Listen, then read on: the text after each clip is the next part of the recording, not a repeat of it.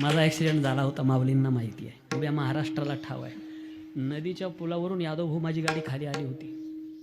हे सगळं फाटलेलं आहे, आतून शिवलेलं आहे माझं, हे सगळं बाहेर आलेलं होतं आतून. 21 लाख रुपये कर्ज डोक्यावर झालं होतं माझ्या. सगळा प्रपंच माझा अस्ताव्यस्त झाला होता. गाडी भंगारमध्ये विकली होती. आमच्या बहिणीचं लग्न होऊन 2-3 वर्ष झाले असतील.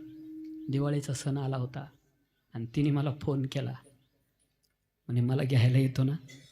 तिला म्हणलं खरं सांगू ताई, भाड्यालाच पैसे नाही बघ. फोनवर रडते बहीण माझी आणि मला सांगते फक्त इथपर्यंत ये, इथपर्यंत पोहोच, पुढचं मी बघते. बहीण काय असते रडाल तुम्ही सगळ्या ते सांगतोय बहिणीनं. उसने पैसे घेतले मी 500 रुपये. आजही तो माणूस आहे नाशिकमध्ये आणि बहिणीला घ्यायला जातो.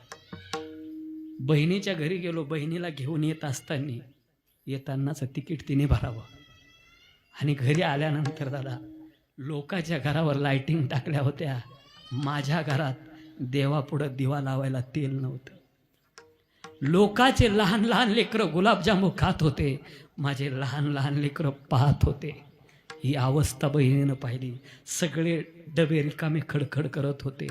मला समोर बसवलं, गळा धरून रडली बहीण माझा आणि सांगितलं राजा, एका आईच्या उदरात वाढलो आपण, कशाला काळजी करतो. ही श्रीमंत बहीण तुझ्या पाठीशी आहे, तुझी लहान लहान लेकरं आहे, ती शिकताय, तुझा प्रपंच रस्त्यावर नाही येऊ देणार, कशाला काळजी करतो.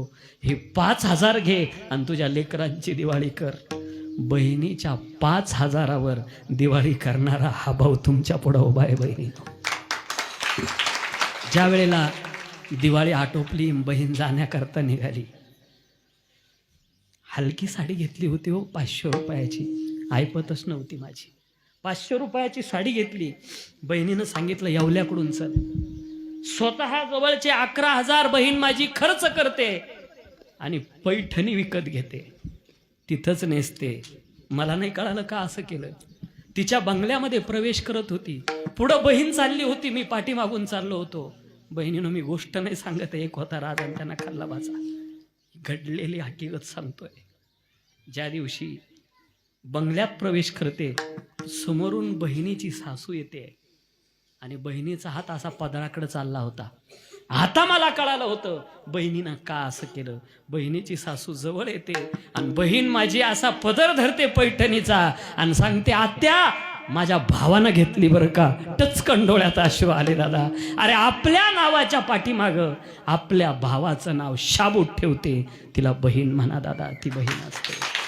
विनंती करून चाललो आपल्याला, श्रीमंत बहीण गरीब भावाला कधीच विसरत नाही, म्हणून श्रीमंत भावानो आपल्या गरीब बहिणीला नकार विसरत जाऊ. तुम्हीच एक तिचा आधार आहात दादा. विठ्ठला